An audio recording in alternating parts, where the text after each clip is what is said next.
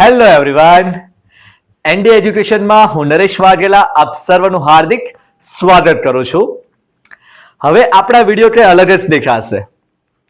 થોડું સામાન અપડેટ કર્યો છે, જેમ કે બોર્ડ છે, માઇક છે, જેથી કરીને વિડીયોમાં થોડું ક્વોલિટીમાં ફેરફાર આવે. મિત્રો, અગાઉના વિડીયોની અંદર આપણે સ્વાધ્યાય 8.3 નો ક્વેશ્ચન નંબર 2 જોયો હતો. આજે આપણે સ્વાધ્યાય 8.3 નો ક્વેશ્ચન નંબર 3 જોવાના છીએ. બહુ સરસ મજાનો પ્રશ્ન છે, ચલો જોઈએ. ક્વેશ્ચન નંબર 3, પી પૂર્ણાંક હોય અને ક્યુ શૂન્યેતર પૂર્ણાંક હોય તેવા પી અપોન ક્યુ સ્વરૂપમાં નીચેની સંખ્યાઓને દર્શાવો. આપણને જે આ દશાંશ અભિવ્યક્તિઓ આપી છે એને આપણે પી અપોન ક્યુ સ્વરૂપે દર્શાવવાની છે, એટલે સમય સંખ્યા સ્વરૂપે દર્શાવવાની છે. ચલો, પહેલું છે 0.612. આ જે લીટી છે એને વંચાય છે 12. મેં પહેલા પણ તમને સમજાવ્યું છે. ઓકે, અને આનો અર્થ શું થાય છે કે આ જે સંખ્યા છે 0.612 એમાં 6 જે છે એ રિપીટ થયા કરે છે. આ એનો અર્થ છે. ઓકે, તો હવે આ જે સંખ્યા છે એને આપણે પી અપોન ક્યુ સ્વરૂપે દર્શાવવાનું છે. બહુ સહેલું છે. આપેલી સંખ્યાને આપણે x ધારવાનું છે. ધારો કે x બરાબર 0.6666 આ રીતે આગળ વધે છે.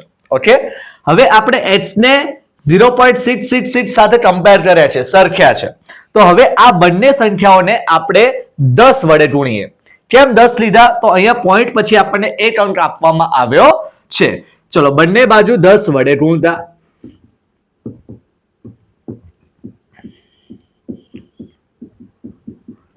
ચલો, બંને બાજુ 10 વડે ગુણીએ તો આ બાજુ શું થશે?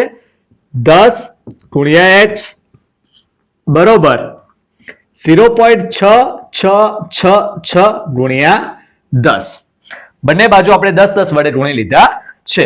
અહીંયા શું થઈ જશે? હવે 10x બરાબર અહીંયા પોઈન્ટ પછી જે એક 6 છે એ પોઈન્ટ પહેલા આવી જશે, એટલે કે 6.6666 આ રીતે આગળ વધશે. ઓકે, હવે આ 10x જે છે એને એવા ને એવા રવા દઈએ અને આ 6.66 છે એમાં ધ્યાનથી સમજીએ, એના બે ભાગ પાડીએ કે 6 છે એને આગળ રાખીએ વત્તા આ પોઈન્ટ પછીના જે 6 છે એને આપણે 0.66 સ્વરૂપે પણ લખી શકીએ છીએ. હવે આ 0.6666 શું છે? તો એ તો આપણો x છે, એટલે આની જગ્યાએ આપણે x મૂકી દઈએ. તો 10x બરાબર 6 વત્તા x, રાઈટ? હવે આ જે x છે એને x વાળી વેલ્યુ તરફ લાવીએ, એટલે 10x ઓછા x વત્તા છે એટલે ઓછા બરાબર 6.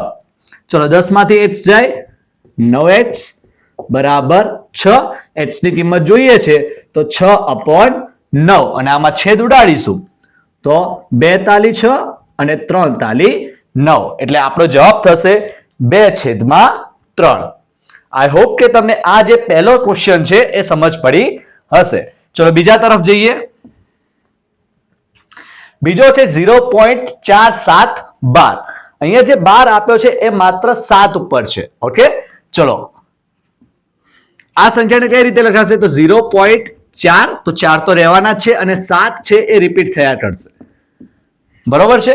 ઓકે, ચલો, બંને જે સંખ્યા આ જે સંખ્યા આપી છે એને આપણે x ધારી લઈએ. ધારો કે x બરાબર 0.4777.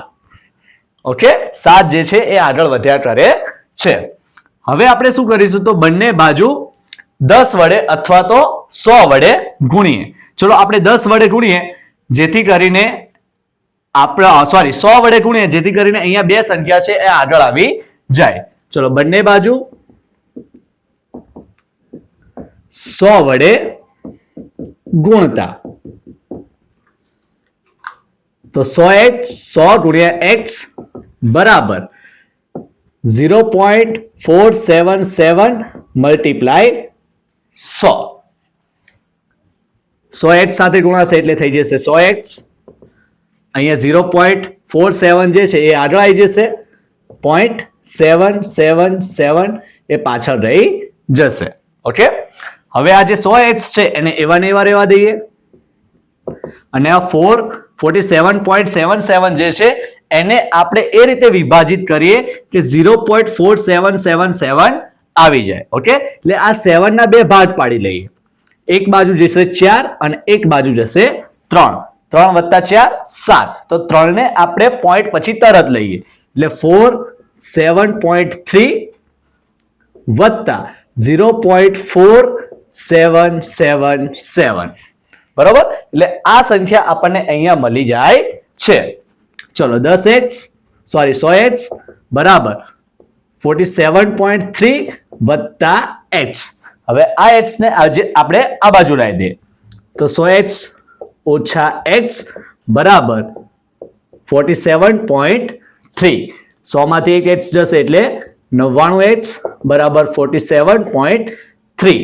હવે h ની વેલ્યુ આપણે જોઈએ છે તો h બરાબર 47.3 છેદમાં 99. પોઈન્ટ દૂર કરવો હોય તો બંને બાજુ આપણે છેદ અને અંશને 10 વડે ગુણી દઈએ તો અહીંયા 10 વડે ગુણાશે, અહીંયા 10 વડે ગુણાશે તો જવાબ શું થશે? 473 છેદમાં 990. આ થઈ ગયું આપણું સોલ્યુશન.